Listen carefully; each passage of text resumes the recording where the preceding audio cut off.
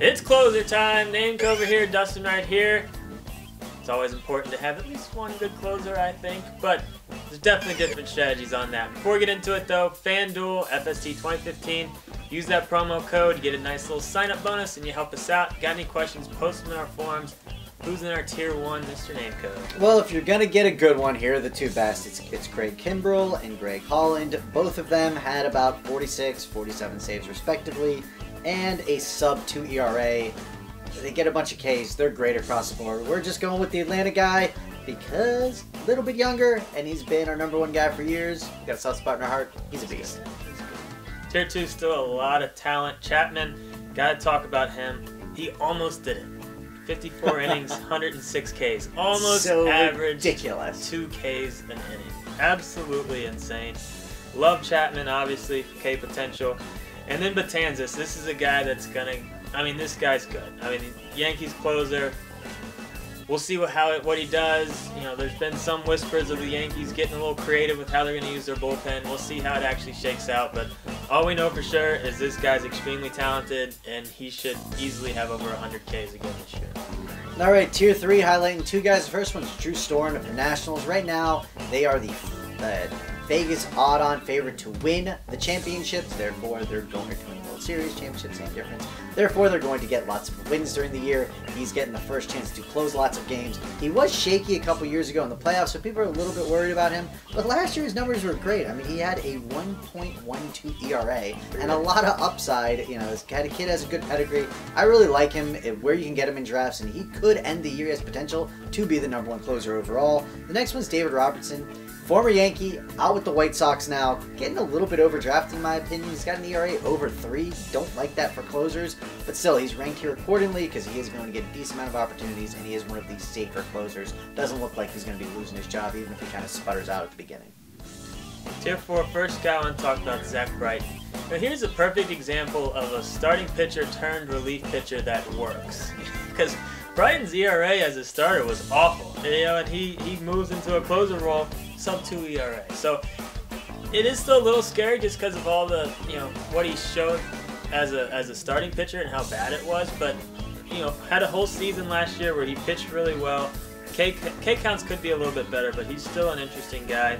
And then Houston Street keeps getting it done. Steve keeps getting unrespected in the fantasy world, including by us just a little bit. But the K rate's just not all that exciting. But, you know, he's going to be a solid closer again this year if he can stay healthy. All right, Tier 5, talking about two. Got to talk about Neftali Feliz. It wouldn't be a Fantasy Smack Talk show if we didn't talk about one of Dustin's man crushes. But for good reason. This guy, as Dustin always says, throws it very hard. He's coming off the injury. He's got closer stuff. Sub-2 ERA, but again, due to the injury factor, it's a little bit scary, but he's already throwing the ball hard, looking good in this spring training. And Jonathan Papelbon turned back the clock. 39 saves last year, 2.04 ERA. The reason he's down this low, he is 34, and he did have some trouble like 2 years ago, so just keep that in mind when drafting.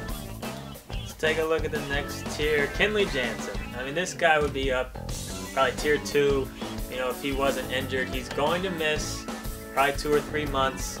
But one thing I kind of doesn't bother me about it is it's a foot injury. So, you know, he's still going to be able to keep his conditioning going with his arm and get that, make sure that that's ready.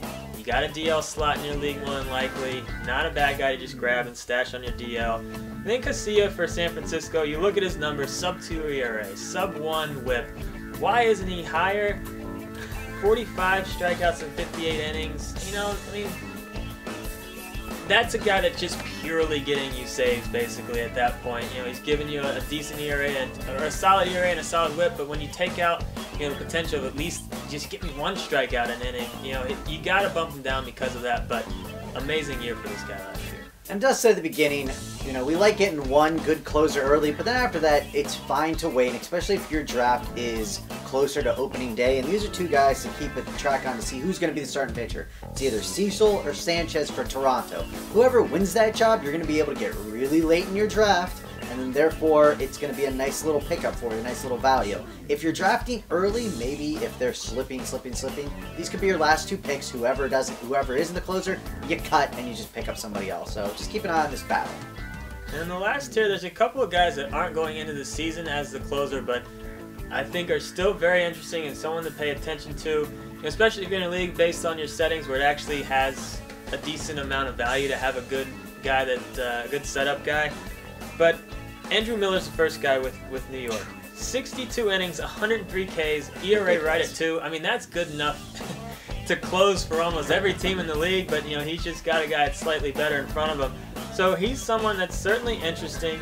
And then Ken Giles for Philly is another guy. 64 Ks, 45 innings, ERA of 1.1. With an older Papelbon, if we get the Papelbon from a couple years ago, maybe Giles gets a chance to pitch in the ninth for them.